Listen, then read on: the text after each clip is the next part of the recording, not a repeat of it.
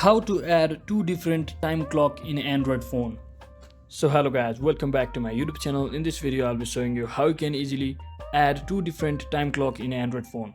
So first thing you want to do is, if you are using Samsung, simply click on an empty screen for a long press on it, and once you do that you will be seeing this appearance over here, and you can see the widgets option. So simply click on it, and once you click on it, scroll all the way down until you see the clock option. So once you click on it, again scroll all the way down until you see the dual clock option. So simply click on it and hit the add button, and as you can see it will be added to your home screen.